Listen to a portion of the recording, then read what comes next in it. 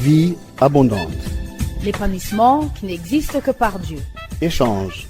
Débat. Reportage. Puisez vos réponses dans l'émission Vie abondante. Réalisation et présentation. Théophile Ndaïdzi. Pour tous ceux qui écoutaient la deuxième chaîne de Radio Burundi, bienvenue dans l'émission Vie abondante d'aujourd'hui. Le nouveau numéro, ça va concerner la vie dans le couple, les premiers jours dans le couple. Je rappelle à nos auditeurs que nous avons continué le chemin sur le mariage, où nous avons commencé par l'âge de se marier, les critères de choix du conjoint, la période de fiançailles, les cérémonies de mariage. Et aujourd'hui, donc, on va terminer ce chapitre sur le mariage par cette vie dans le couple. Nous avons les mêmes invités. Il s'agit à ma droite de Manishime Emmanuel et à ma gauche Daishime Josaphat. Merci beaucoup d'avoir répondu à l'invitation. La fois dernière, nous avons vu les cérémonies de mariage, les grands points sur ces cérémonies de mariage, mais aujourd'hui, nous allons nous attarder sur cette vie dans le couple, les premiers jours dans le couple. En général, qu'est-ce qui caractérise la vie dans le couple, M. Joseph? Merci. Dans le couple, nous allons d'abord démentir un mensonge qui dit que les premiers jours du couple sont des jours très difficile. Il y a quelque chose qui est répandu dans beaucoup de livres, beaucoup de psychologues, des gens qui écrivent des livres sur les couples.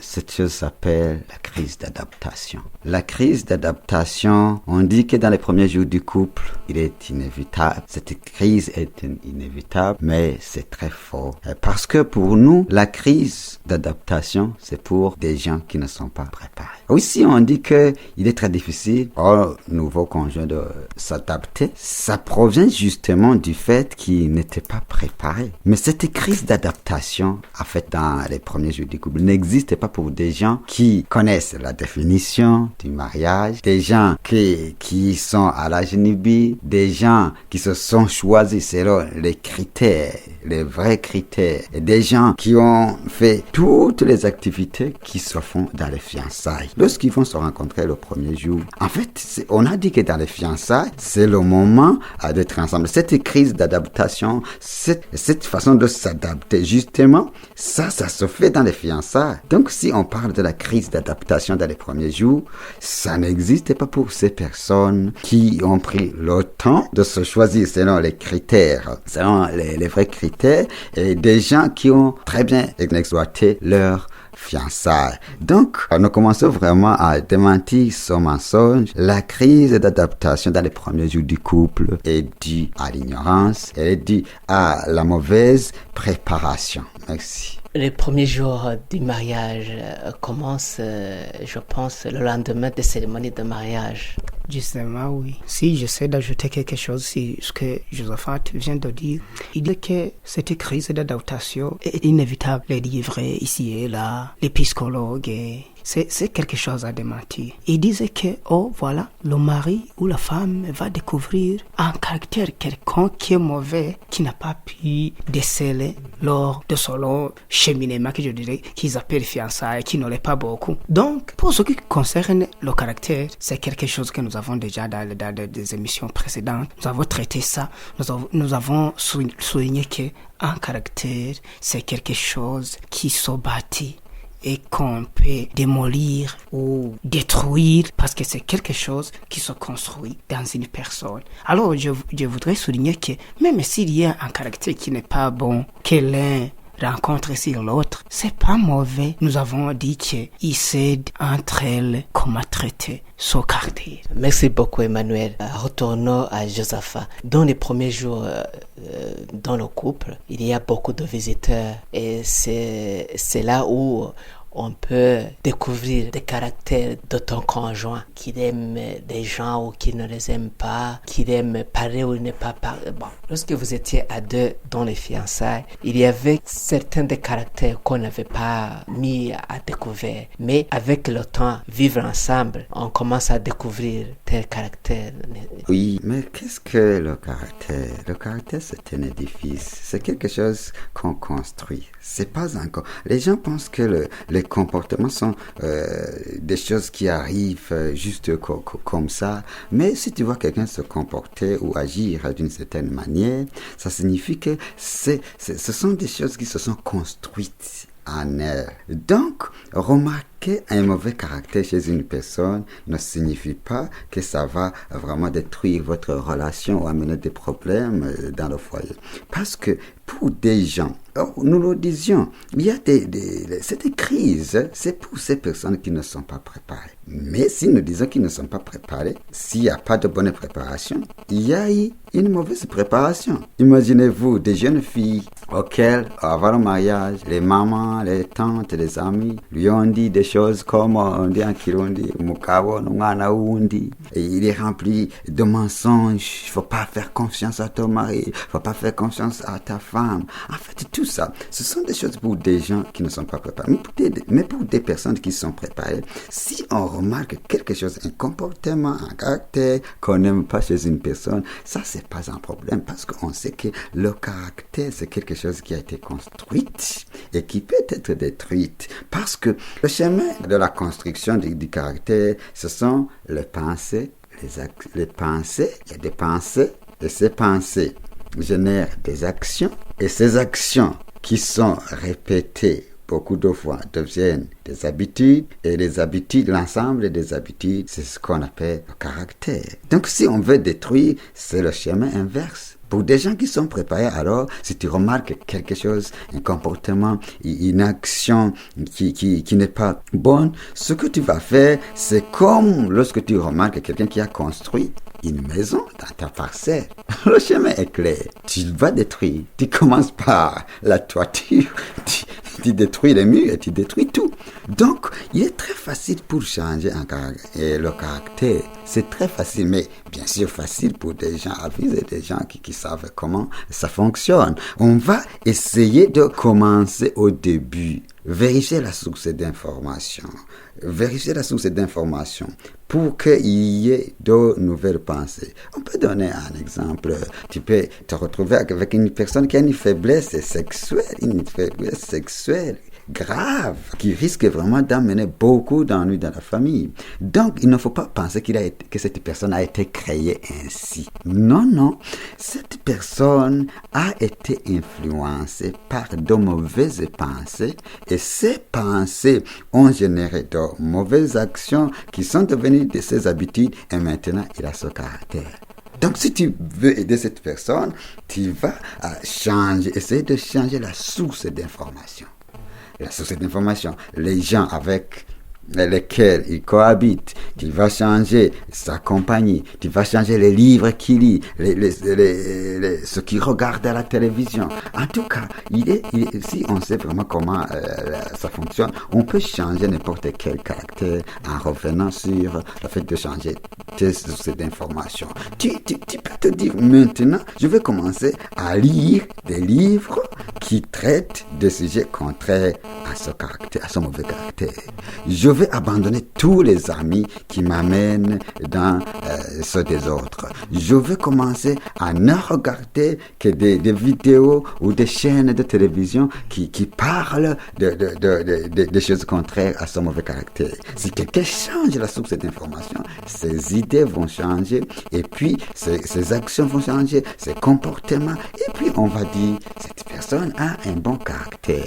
Donc, le remarquer un mauvais caractère chez ton partenaire, c'est pas un problème qui peut détruire le foyer. Merci.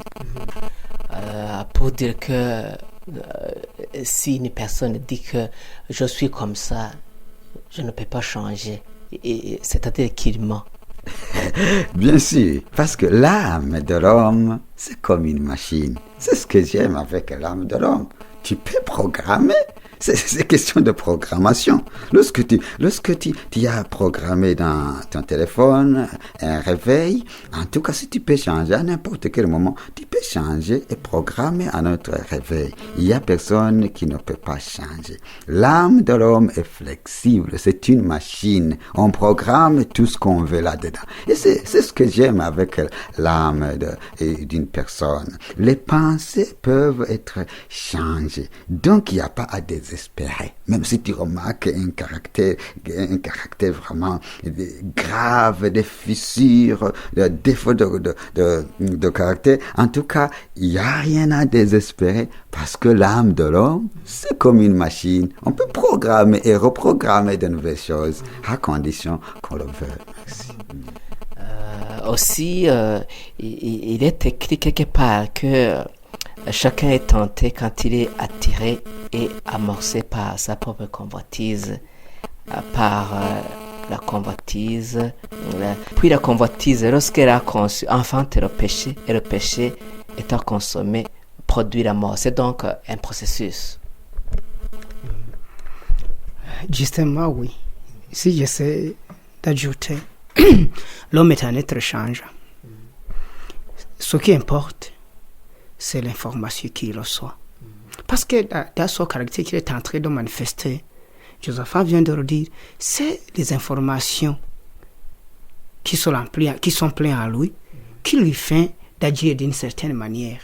C'est pourquoi s'il parvient à changer la source des informations, c'est fini. L'homme peut changer totalement. Oui. Et si je crois qu'on continue, alors s'il a, je sais pas. Dans le couple, donc, qu'est-ce qui renforce l'unité dans le foyer pendant ces jours qu'ils vont passer ensemble? C'est un seul élément qui s'appelle l'amour. Dans le foyer, dès les premiers jours, ce grand samedi. Oui, dimanche pour certains. Oui, dimanche pour certains. Oui, je sais pas, vendredi même. Pour certains, jusqu'à ce qu'ils rentrent au ciel, s'ils vont au ciel, dans l'enfer, si c'est dans l'enfer, le soutien qui peut bien bâtir, je dirais, qui vient soutenir la famille ou le foyer, c'est l'amour. Nous trouvons ça dans cet amour dans le livre de la vie qui s'appelle la Bible. Il y a un verset que j'aime beaucoup, qui est dans Ephésiens 5, verset 25. Ils disent comme ça: Marie ou femmes, aimez vos femmes ou vos maris, tout comme le Christ a aimé l'Église jusqu'à donner sa vie pour elle. Ce qui me tient fort, c'est qu'ici Saint Paul a souligné. C'est pas n'importe quel amour, non. C'est quel amour? Comme Christ a aimé l'Église jusqu'à donner sa vie. Donc ça signifie que l'amour est le seul moyen pour édifier le foyer. Parce que cet amour que nous sommes en train de dire ici, c'est cet amour, pas cet amour qui est l'appréciation, quelque chose que tu aimes sur cette personne, de l'argent, la beauté physique, le diplôme. Non, c'est pas ça. Ici, nous sommes en train de signaler cet amour qui te fait que tu vois ton mari ou ta femme comme toi-même. C'est ce que Saint Paul ici est en train de dire, oui. Comment donc cet amour va être renforcé ou pour que le foyer puisse durer, pour que la vie dans le couple, il y ait une vie qui coule? Comment renforcer cet amour? Lorsqu'on était dans le chapitre concernant le choix, les critères de choix, je rappelle qu'on a dit que dans le choix du conjoint, l'amour n'intervient pas. Tu ne choisis pas ton conjoint, tu ne choisis pas telle personne parce que tu l'aimes. On a dit aimer, on aime tout le monde. Mais lors du choix du conjoint, on regarde une personne qui remplit toutes les conditions pour t'aider dans la vision de ta vie. Dans le choix, c'est pas l'amour qui intervient, c'est la question de mission, de vision. Et tu choisis la personne qui est qualifiée. Mais lorsque maintenant vous arrivez dans le foyer, maintenant ça change. C'est l'amour qui va gouverner, qui va renforcer la vie du couple. Il y a des gens qui ne s'aiment pas et qui sont mariés. Ici, on va décrire ce que c'est le vrai amour, parce qu'il y a des pensées qu'on dit à gauche, à droite. Le mot amour vraiment est partout. On le chante à la radio, dans les journaux, sur les affiches. Tout. S'il y a un mot qui est prononcé beaucoup de fois par jour dans le monde, c'est le mot amour. Et surtout, cet amour qui est sentimental, qui est émotionnel, qui n'est pas inconditionnel. Ce que les gens appellent amour ne l'est pas au fond. Parce que l'amour, c'est cette chose qui est nécessaire dans le foyer. En fait, le foyer est résumé en cette chose qui s'appelle l'amour. C'est quoi, en fait? Si j'étais de définir en un peu de mots, l'amour, c'est pas un sentiment. L'amour, c'est une conviction. C'est une connaissance de la réalité concernant ton ami, ou ton proche, ou ton partenaire, la façon dont tu comprends, c'est une compréhension. Qui est mon voisin? Qui est mon partenaire? L'amour, c'est la façon dont tu vois, c'est la connaissance de la réalité concernant ton voisin. Qui est ton prochain en fait? Qui est ton partenaire? Ici, nous sommes dans le cadre du mari ou de la femme. Qui est cette personne que j'appelle ma femme? C'est qui? En fait, l'amour, c'est cette compréhension que cette personne, c'est moi-même. Ouais, l'amour, c'est pas un sentiment, non, c'est une compréhension qui dit que cette personne, je comprends que c'est moi-même. Nous sommes un. En fait, l'amour, c'est pourquoi nous disons que en fait, le vrai amour, c'est pas entre mari et femme. Le vrai amour, c'est entre toutes les personnes. L'amour que tu peux aimer ta femme, c'est l'amour que tu peux aimer ton voisin, c'est l'amour que tu peux aimer aussi l'étranger. Seulement, pour la femme ou pour le mari, ce qui s'ajoute là, c'est ce qu'il y a eu une compatibilité pour vivre ensemble. Mais sinon, l'amour que tu aimes ta femme, c'est le même amour que tu aimes tes enfants. Parce que l'amour, c'est amour. L'amour, c'est pas sentiment. C'est le fait de voir quelqu'un et voir que nous sommes un. C'est moi. Si ce qui touche cette personne, ça me touche moi aussi. S'il souffre, moi aussi, je souffre. Il y a le mot aussi compassion qu'on dit. La compassion, c'est le fait de sentir la douleur de l'autre. C'est le fait de sentir que ce qui arrive à l'autre m'arrive moi aussi. En fait, l'amour, ce ne sont pas des choses qu'on fait pour une personne. L'amour, c'est pas un sentiment quelconque. L'amour, c'est cette connexion. Il y a une connexion entre toi et la personne. Ce qui touche l'autre personne me touche moi aussi. Si la personne souffre, moi aussi je souffre. J'étais en train de donner la vraie définition de l'amour, que l'amour, c'est pas un sentiment. L'amour, c'est une compréhension. Des gens qui s'aiment vraiment, ce sont des gens qui comprennent qu'ils sont un. Il y a une connexion entre eux. Les gens qui se haïssent, ce sont des gens qui sont séparés. Séparés comment? C'est pas physiquement comme ça. Mais dans leur compréhension, ils croient que l'autre, c'est l'autre. Mais celui qui aime, il ne voit pas que l'autre, c'est l'autre comme tel. Il voit que l'autre, c'est moi. Il y a une connexion entre moi et lui. Donc, pour des gens qui sont dans le couple et qui s'aiment vraiment, vous voyez, il y a un avantage. Il n'y a pas d'accrochage, il n'y a pas de personne. C'est pourquoi l'amour, le vrai amour, résout tous les problèmes qui existent dans les foyers. En fait, ici, il y a des gens qui m'entendent jusqu'à présent qui pensent qu'ils ont beaucoup de problèmes dans les foyers. Même si tu vois, tu peux aller aussi dans des tribunaux et tu demandes pour des cas des maris ou de femmes qui sont en train de se plaindre à la justice, ils vont te dire qu'il y a beaucoup de conflits dans les foyers. J'aimerais dire ici qu'il n'y a pas beaucoup de sortes de conflits dans le foyer. Dans le foyer, il y a une seule sorte de conflit. Et ça s'appelle l'égoïsme. Point. Pas question de dire, nous avons beaucoup de problèmes dans le foyer. Vous voyez son mari, il gère mal l'argent. Vous voyez cette femme, vous voyez l'infidélité. Il y a beaucoup de choses. Mais ce qui existe dans le foyer, ce qui cause des problèmes, c'est un seul problème. C'est l'égoïsme. Les gens sont séparés dans leur compréhension. En fait, la personne que tu aimes n'a pas de faute. Est-ce que tu sais ça? Le vrai amour. Parce que la personne que tu aimes, c'est toi-même. Il n'a pas de faute. Tu ne peux pas remarquer la faute d'une... Ah oui. On ne peut pas remarquer la faute d'une personne qu'on aime. Si tu remarques qu'une personne a une faute et que vraiment ça t'agace, que ça te fait mal, ça veut dire que tu es égoïste. En fait, les deux personnes qui s'aiment, ils sont devenus un. Tout simplement, si quelqu'un remarque un défaut chez l'autre, ce qu'il va dire, c'est essayer de remonter. Je te donne un exemple. Si ton propre corps, si tu vois ta jambe qui est blessée, qu'est-ce que tu vas faire? Est-ce que tu vas condamner? Non, tu vas chercher à réparer, tout simplement. Des gens qui s'aiment, même s'il y a des fautes qui sont là, ils ne cherchent qu'à réparer. C'est pas question de cause de bagarre ou de problème. En fait, j'aimerais dire ici et encore souligner que si tu y as un problème de mésentente dans ton foyer, c'est l'égoïsme en action. Vous vous aimez et vous résolvez tous les problèmes qui existent dans les foyers. Mari et femme qui s'aiment, ils n'auront jamais aucun problème dans le foyer, si nous comprenons vraiment ce que ça signifie aimer une personne, que c'est pas un sentiment, mais que c'est une compréhension, que vous êtes connecté, que l'autre personne, c'est toi. Ce que tu vas faire, c'est ce que tu ferais pour toi-même. On dit dans la Bible, Jésus disait, ce que tu veux que les gens fassent pour toi, il faut le faire pour les autres. Ça, c'est pour des gens qui s'aiment. Si tu n'aimes pas la personne, tu ne peux pas faire ce que tu pouvais faire pour toi-même. On remarque des femmes, ils sont là, ils sont en train de raconter toutes les fautes de leur mari. Il y a des maris, ils racontent à tous les passants les fautes de sa femme. Qu'est-ce que ça veut dire là? Ils ne s'aiment pas, ils sont séparés. Si tu aimais cette personne, tu saurais que lorsqu'elle est abaissée, c'est toi-même qui est abaissé.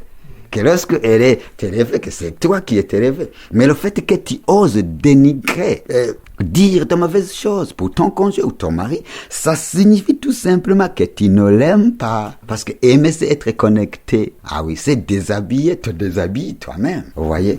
Merci. Peut-être que l'un des conjoints a été débordé et n'a pas pu supporter cela. Et, il est frappé tous les jours, il est dénigré tous les jours et ne peut plus donc supporter. Lorsqu'il commence à exposer son problème à un ami ou à un conseiller préconjugal comme vous, est-ce que c'est dire qu'il n'a pas d'amour pour son conjoint? Justement, M. Théophile, on est les gens. Il y a des gens qui viennent, ce n'est pas tout le monde ne connaît pas la vérité. Nous recevons des gens, des maris, des femmes qui viennent et qui nous disent, voilà, nous avons des problèmes. Le mari et la femme, ils sont assis devant toi, ils racontent chacun, il prend 1 heure, il raconte les fautes de l'autre, et l'autre va prendre aussi 1 heure, il raconte les problèmes de l'autre. Mais moi qui est assis devant eux, je peux pas leur dire, taisez-vous, je les écoute quand même. Mais tout ce qu'ils me racontent, moi je sais qu'ils n'ont pas beaucoup de problèmes comme ils le pensent. Je sais d'avant. Bien sûr, par amour, moi aussi, je peux pas leur stopper et dire non, il faut pas me raconter toutes ces histoires, je sais votre problème. Non, j'écoute. Mais après ça, je veux leur montrer qu'au fait, tous ces problèmes, ce sont les conséquences d'un seul problème qui est entre eux et qui s'appelle l'égoïsme. Parce que il y a quelque part où j'ai dit dans la Bible, dans le premier épître de Saint Paul aux Corinthiens, chapitre 13, le verset 7, si vous aimez lire la Bible, vous allez trouver qu'il y a quelque part où ça dit que l'amour supporte tout. Imagine ça. C'est écrit dans le livre de la vérité que l'amour, c'est une chose qu'on appelle l'amour, c'est une puissance. L'amour a une capacité de tout supporter. On dit l'amour croit tout. Et ailleurs, on dit l'amour excuse tout. Donc, c'est clair. Le fait que ça déborde, le fait que tu ne peux plus supporter, le fait que tu ne peux pas excuser, ça signifie que tu n'aimes pas. Oh, vous voyez, parce que la vérité est que l'amour supporte tout. Et ça se comprend parce que l'amour, c'est le fait de voir que l'autre, c'est toi. Donc, ce qu'il a fait, c'est comme si c'est moi-même qui l'a fait. Vous voyez, ça se comprend. C'est pourquoi il est facile de supporter, parce que l'amour dit que l'autre, c'est moi. Nous sommes un. Donc, qu'est-ce que je peux me faire moi-même et ne pas me supporter? Parce que celui que tu aimes, c'est toi. En fait, tout simplement, beaucoup de personnes ne comprennent pas ce que c'est l'amour, en fait.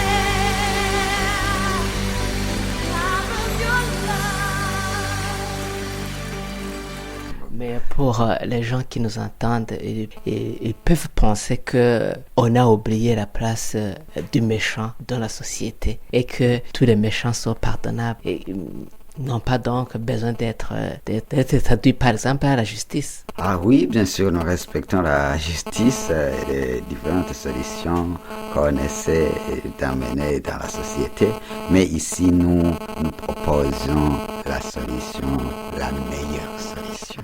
La meilleure solution de corriger quelqu'un, c'est de lui montrer l'amour. C'est la meilleure solution. Voyez, il y a des voleurs à la sortie de la prison. Tout en rentrant à la maison, ils vont voler des choses. Tout en rentrant à la maison alors qu'ils viennent de passer des années à la prison. Vous voyez, il y a Jésus devant une femme addictée. Tu sais ce que Jésus a fait? Il a dit, moi je te condamne pas, va et ne pêche plus. J'ai entendu monsieur, il a surpris sa femme en flagrant délit d'adultère. Et ce qu'il a fait, ce monsieur, il a fait semblant qu'il n'a rien remarqué. En flagrant délit, vous voyez, sa femme tout nue avait couché avec un autre homme. Et il a remarqué ça, il a fait comme il n'a rien vu. Rien vu. Alors que la femme aussi sait que le monsieur, il a surpris là. Voyez, ça a été la dernière fois que cette femme fasse un comportement. Parce qu'après quelques jours, la femme a eu peur, elle pensait qu'il va me taper, il va me chasser de la maison. Mais l'homme a continué normalement, comme si rien n'était. Vous voyez, et la femme s'est corrigée lui-même. Elle a demandé pardon, elle a dit vraiment, je ferai plus ça.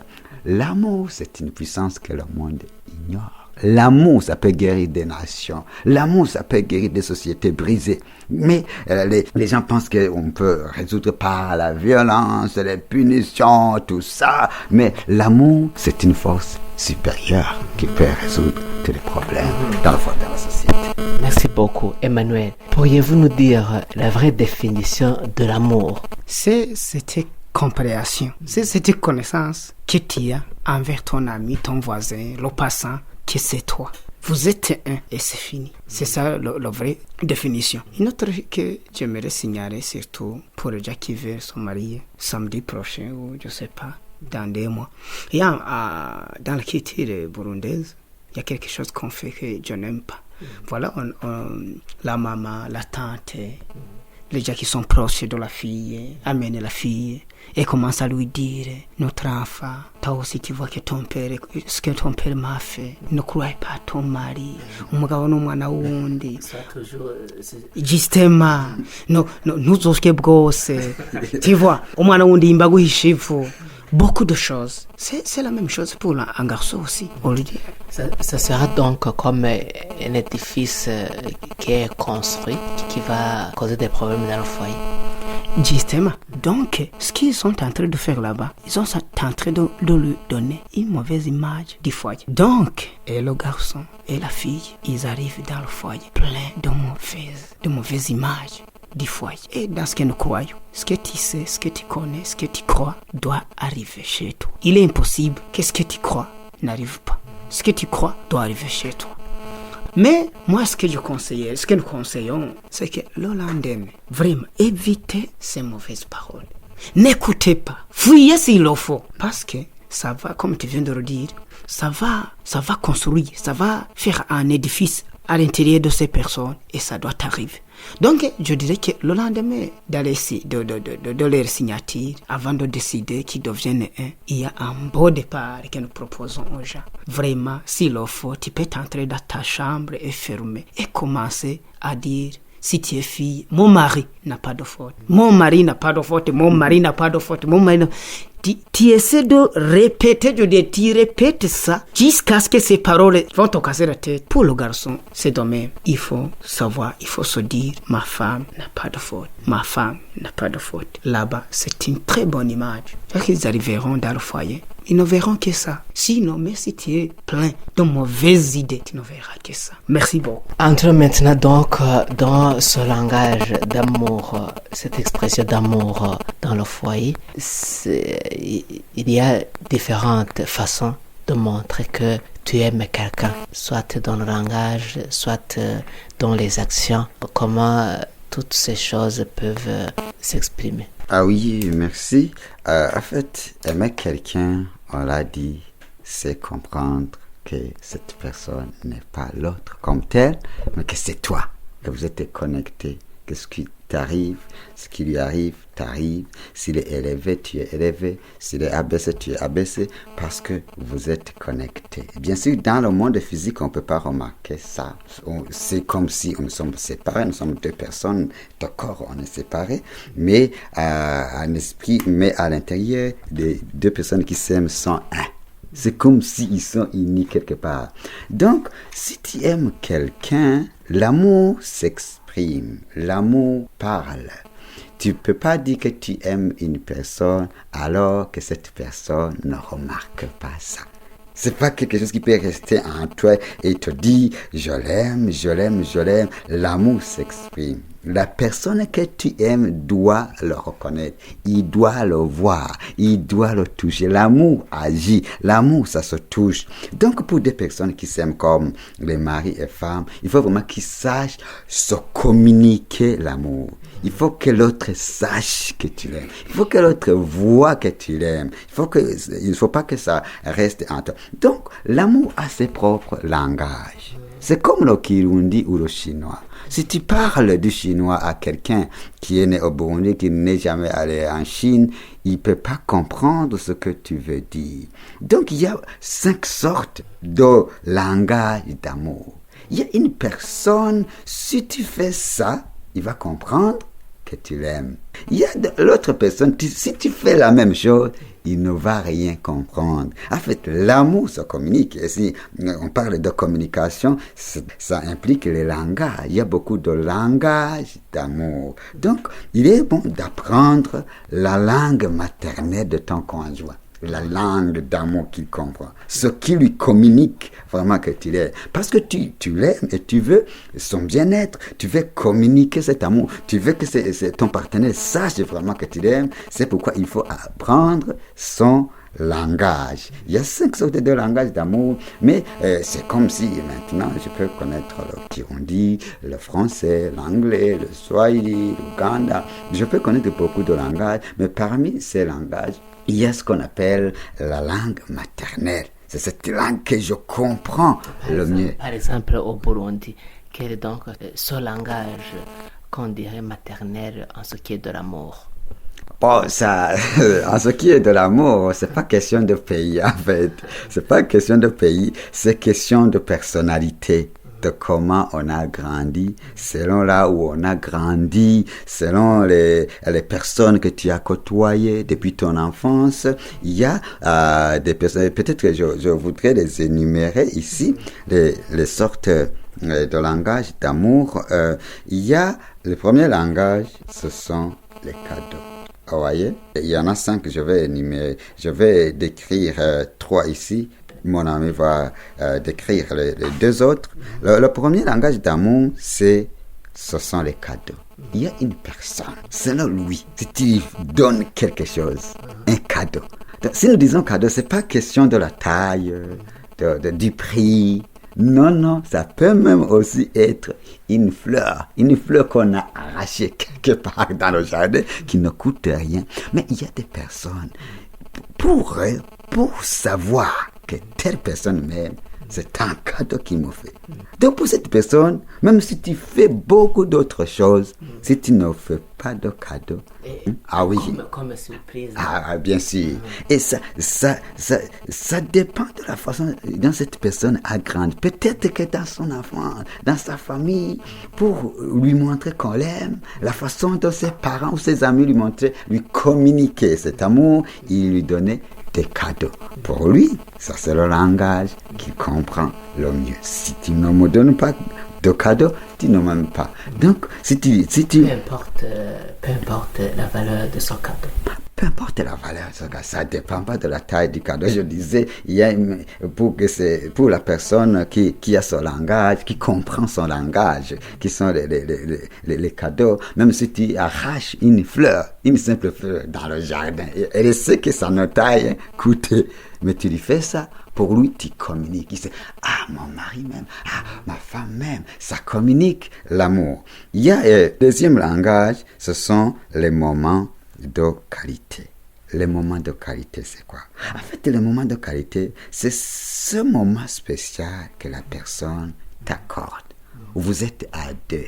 C'est le moment qui te donne. Peut-être que vous êtes assis, peut-être vous sortez, mais vous êtes à deux.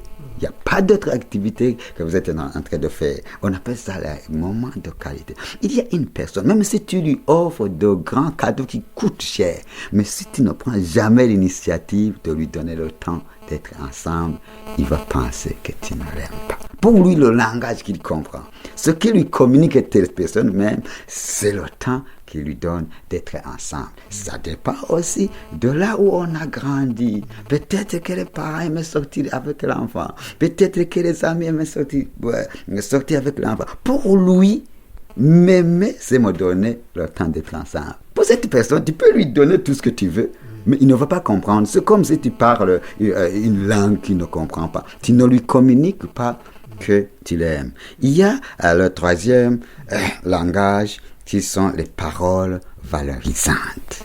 Il y a des personnes, même si tu leur offres tout ce que tu veux, mais si tu fais tout ce que tu veux pour eux, ce qui leur montre que tu aimes ces personnes, ce sont des paroles valorisantes. Comme tu es belle, comme merci, comme tu es quelqu'un, tu es très importante, tu es très utile ici chez moi. Si on n'était pas ensemble, vraiment, je ne saurais pas où je serais, ce que je ferais. Ah oui, c'est ça. La valeur, tu exprimes leur valeur. Il y a des personnes, tu peux même amener des cadeaux, de grands cadeaux et faire tout ce que tu veux. Mais ils sont toujours là. Ils attendent comme un jour, tu leur diras, tu es bien habillé, tu t'es bien habillé aujourd'hui. Un cadeau accompagné d'un verbe d'action. Bien sûr. Un verbe d'action ou bien un verbe d'état. Le début peut-être. En fait, les paroles valorisantes, c'est aussi un langage d'amour. Il y a des personnes pour lesquelles les paroles valorisantes, c'est la langue maternelle, c'est le langage qu'ils comprennent le mieux.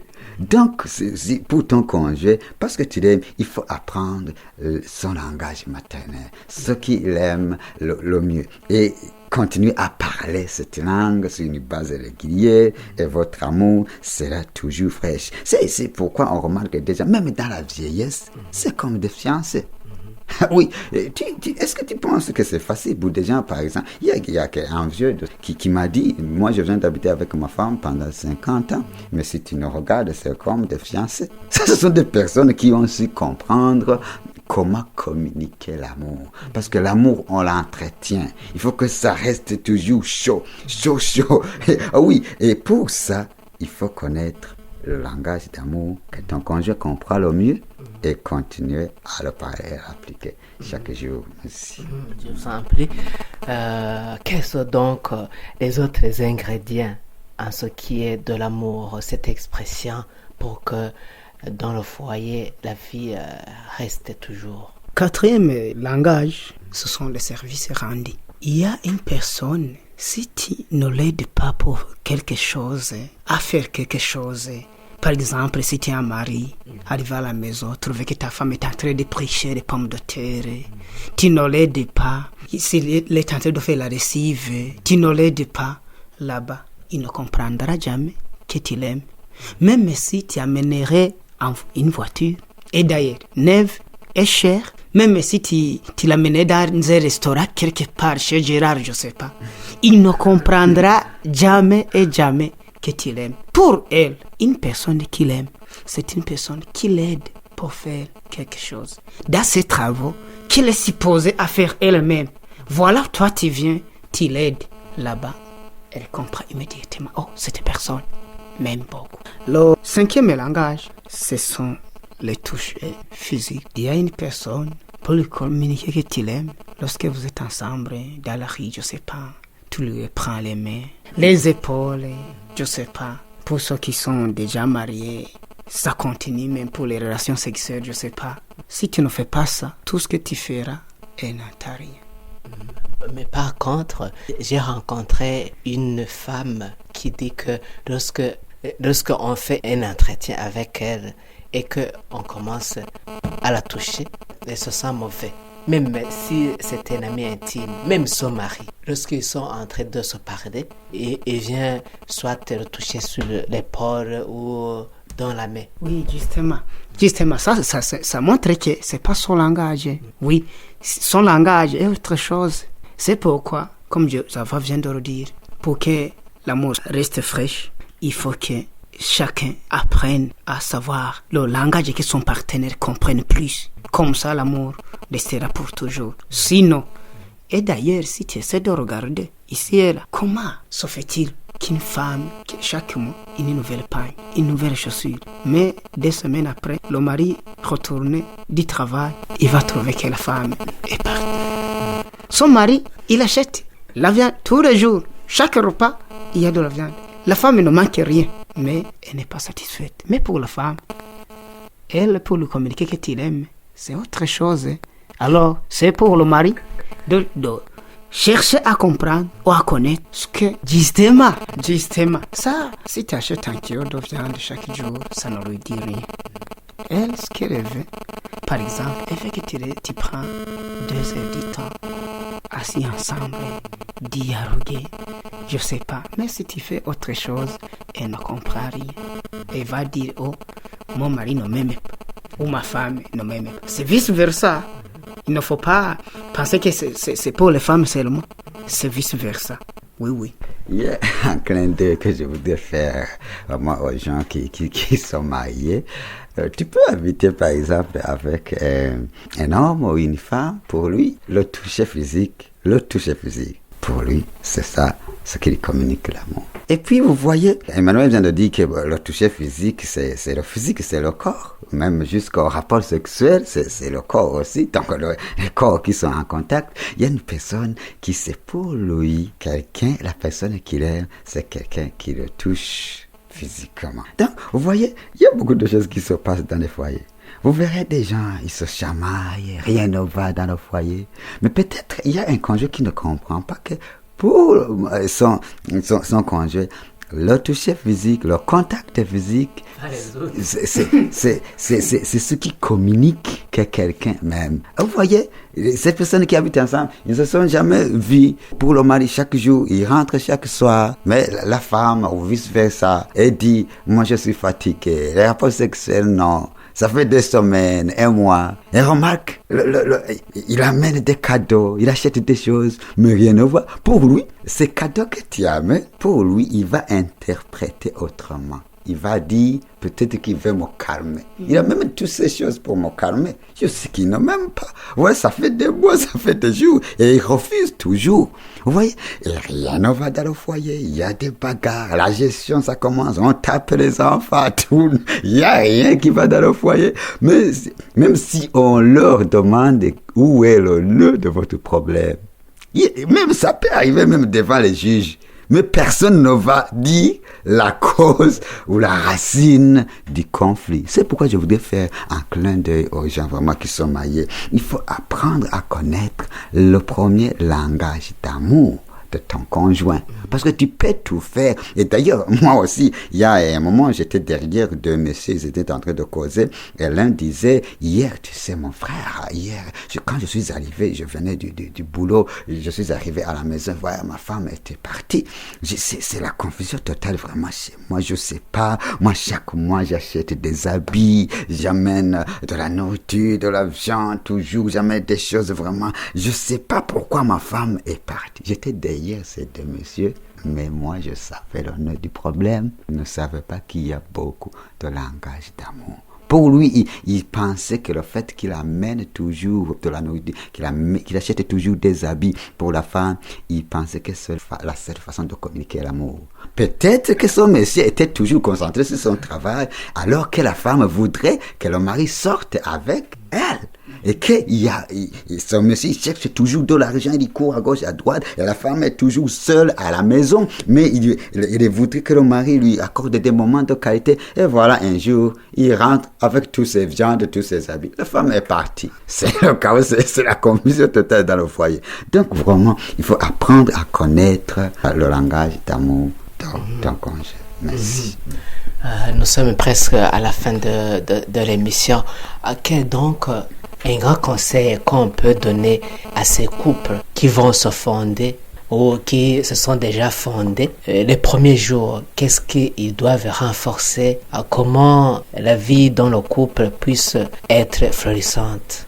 Ce que je le conseillerais, je dirais que ces couples, entre eux, se disent qu'ils s'aiment, mais je crains de ce type d'amour qu'ils s'aiment, il faut qu'ils prennent le temps de méditer sur l'amour.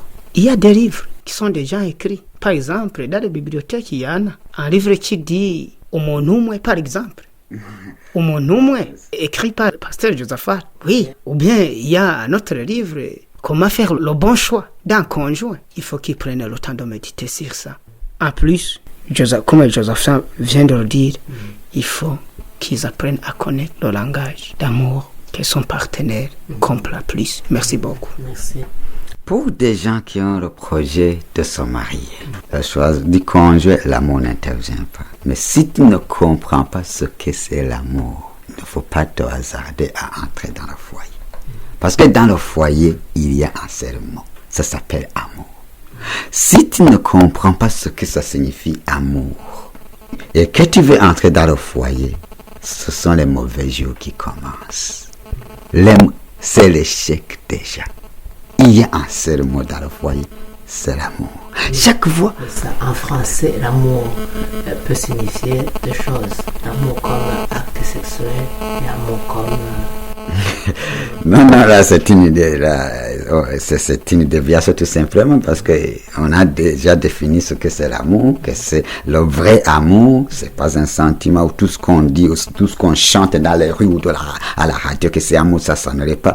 L'amour, c'est le fait de comprendre que l'autre, c'est toi. Prenez le temps Chaque fois que j'entends des gens qui disent qu'ils ont le projet de se marier, je me demande, mon Dieu, ils veulent se marier. Est-ce qu'ils comprennent ce que c'est l'amour? Est-ce qu'ils comprennent ce que c'est l'amour? Voilà, déjà vraiment égoïstes et ils veulent habiter ensemble. Ce n'est pas possible. C'est une incompatibilité. Des gens égoïstes mais qui disent qu'ils vont partager le tout.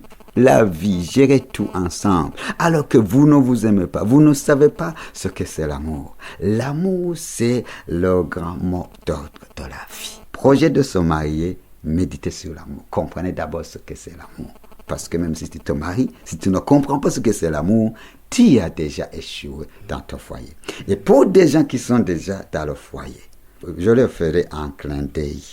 Tous les problèmes que vous voyez dans votre foyer, ces mésententes, il ne faut pas penser que vous avez beaucoup de problèmes, de conflits dans le foyer. Dans le foyer, il y a un seul conflit, ça s'appelle égoïsme. Résolvez cette question d'égoïsme en méditant, en apprenant ce que c'est le vrai amour. Vous verrez, vous aurez résolu en même temps tous les conflits, tous les mésententes dans vos foyers. Ça disparaîtra comme ça si vous commencez à apprendre ce que c'est l'amour. Vous vous étonnerez de voir qu'au fait, il n'y avait pas de problème de mésentente dans votre foyer, que le seul problème était que vous ne vous aimez pas. Méditez sur l'amour, ça c'est mon dernier conseil. Merci. Je remercie mes invités d'avoir participé à l'invitation dans cette émission Vie abondante d'aujourd'hui où nous avons traité le point primordial, premier jour dans le couple, où nous avons vu trois choses, comment résoudre cette crise d'adaptation qui n'en est pas une, l'amour, point central dans le foyer, et nous avons terminé sur ce langage d'amour qui doit être présent dans le foyer tous les jours, puisque sans ce langage d'amour exprimé en 5 points, le foyer peut marcher mal. Merci beaucoup. Donc, je commence à remercier Monsieur Emmanuel Manichim. Merci beaucoup d'avoir participé. Merci à vous. Monsieur Josaphat Chimier, merci beaucoup d'avoir participé. Merci beaucoup. Et vous tous qui restez à l'écoute, merci de votre aimable attention et à la prochaine. Que Dieu vous bénisse. C'était Vie abondante. Une émission réalisée et présentée par Théophile Ndaïdzig.